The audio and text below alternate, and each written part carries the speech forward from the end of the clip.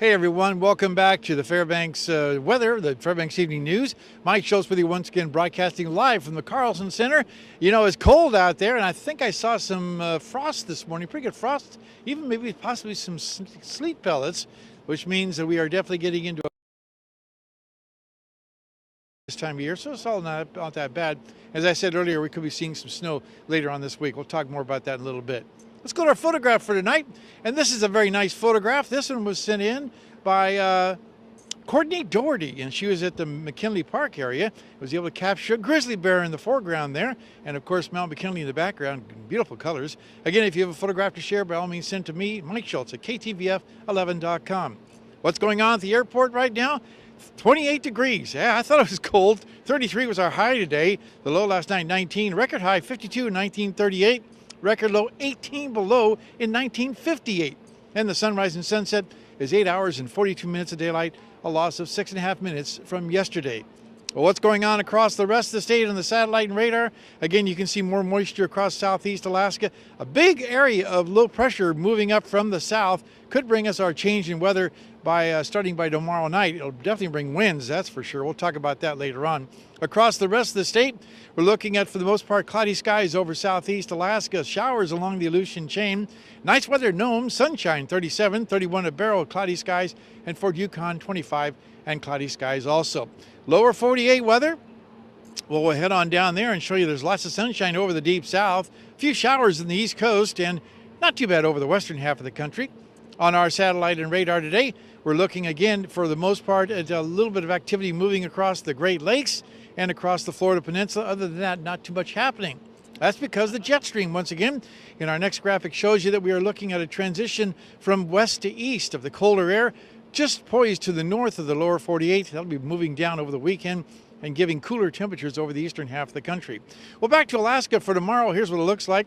As you can see, snow and fog for Barrow, mostly clear skies for Nome, and scattered snow showers at Fort Yukon. While here in the interior, winds will be increasing for the Healy and Delta Junction area. Could be gusting as high as 60 miles an hour. Otherwise, just partly cloudy skies for Fairbanks. Over southeast Alaska, again, we're looking at, for the most part, mostly cloudy skies for Juneau and Ketchikan. Well, out to the southwest, it looks like a little mixed bag of weather once again. Winds and rain for Cold Bay and Bethel, and just rain at Kodiak Island. And over the south central regions around the Anchorage Bowl, looks like winds picking up around the Trinidad Arm area, and also rain and snow in Valdez and rain at Homer. Time once again for our kids' weather. This week, talking with the kids from Pearl Creek Elementary School. But tonight, how about the teacher? No, I take it back. We have a weather question. That's right. All right, 3, 2, 1. Hi, my name is Elliot. I'm in Miss Hammer's 4th grade class at Pearl Creek Elementary. And my question for the weatherman is, what causes a tornado?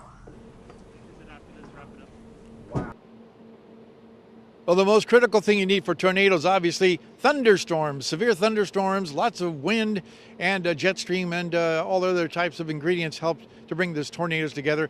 And believe it or not, tornadoes happen in all 50 states. Our forecast for tonight, again, we're talking about temperatures dropping down to 22 degrees for the overnight low. Tomorrow, we're looking at temperatures right around 33 degrees or 35 degrees, and the outlook for the 5-day period, again, a possibility of some snow moving in this weekend, and temperatures, again, cooling down to the low 20s overnight, mid-30s during the day. Back to you, Daryl. All right, thank you very much, Mike. Those are some cold temperatures, I tell you what. Yeah. And like Mike, Mike and I were talking last night. It's nice that we didn't have snow, but really we want that snow coverage, because then it will help insulate the homes for like water pipes and all that kind of stuff. True. So it's time to get snow in Fairbanks. Let's see if that'll happen anytime soon. All right, that is all we have. That will wrap up this edition of the Fairbanks Evening News. As always, we are glad you could join us. And tonight on NBC Nightly News, a young teacher found dead, a teenage student charged with murder. That's next with Brian Williams. For all of our news, weather, and sports, go to webcenter11.com. You can also find us on Facebook and Twitter and YouTube. Yes, of course. And from all of us here at the News Center, have a good night.